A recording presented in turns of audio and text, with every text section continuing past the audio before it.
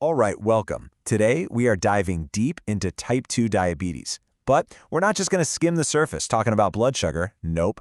We're going to pull back the curtain and look at what's really happening inside our bodies. And honestly, it might just change the way you see this condition for good. So let me ask you something. When you hear type 2 diabetes, does your brain immediately go to cut out sugar? Yeah, that's what most of us think. But that's just the tip of the iceberg. The real action, the stuff that really matters, is happening way below the surface. Okay, so first things first, let's just get on the same page. When a doctor says you have type 2 diabetes, what does that actually mean? Let's quickly run through the official definition before we get to the good stuff. So, the textbook definition is pretty simple, right? It's a condition where your blood sugar gets too high, which can make you feel tired all the time, super thirsty, you know the deal. But the most important part of that sentence isn't that the sugar is high, it's why it's high. And it all boils down to one hormone, insulin, not doing its job correctly. And that, right there, brings us to the main event. This is the real culprit we need to talk about. We have to stop focusing only on the symptom, the high glucose, and start looking at the root cause, a little something called insulin resistance. So what on earth is insulin resistance? Well, imagine insulin is a key. Its whole job is to unlock your cells to let sugar in so you can have energy. But with insulin resistance, the locks on your cells get all rusty and jammed. They just stop responding to the key. So what does your body do? It panics. It starts making more and more keys, tons of extra insulin, just trying to brute force those doors open. And this right here puts it all into perspective. The common way of looking at it, the glucose-centric view, only sees a problem when your blood sugar finally shoots up. But that's way too late. If you look at it from an insulin-centric view, you see the real problem has been hiding in plain sight, sometimes for years. Your body has been working overtime, pumping out all that extra insulin just to keep your blood sugar normal. That high insulin is the real warning siren. Okay, so how do we even get into this mess of having chronically high insulin? Well, more often than not, it's fueled by a very specific pattern in our diet that just traps us in this vicious cycle. And here it is, the perfect storm. When we consistently eat meals loaded with both refined carbs, we're talking white bread, pastries, sugary stuff, and a lot of fat at the same time, we create the exact environment that just completely overwhelms our system.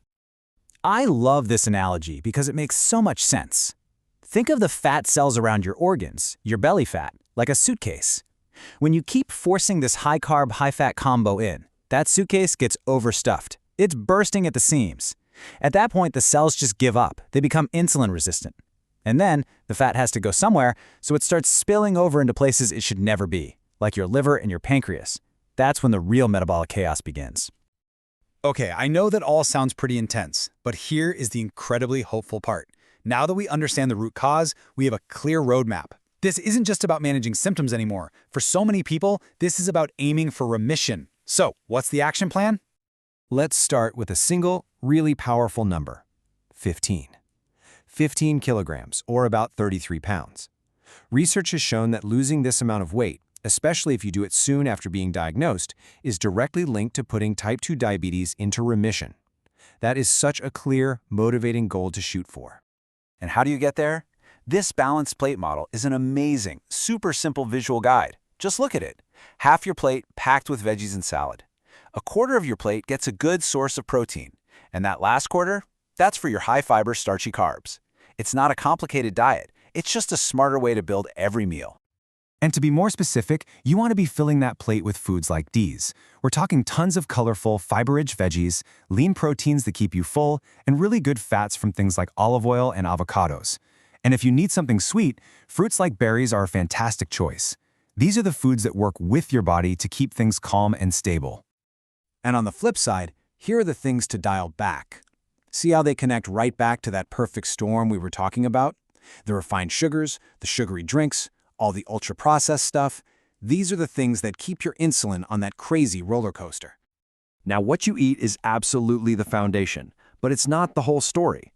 If you really want to accelerate your progress, you've got to bring in two other incredibly powerful allies. Okay, first up, strategic exercise. We're aiming for a good mix of cardio and some strength training. But check out this pro tip. Just a short walk right after your biggest meal can have a huge effect on flattening that post-meal glucose spike. It's amazing. And second, smart meal timing. Turns out, your body is just better at handling food earlier in the day. So try to eat most of your calories earlier and give your body a nice long break, like 3 to 4 hours before you go to sleep. It does wonders for your insulin sensitivity.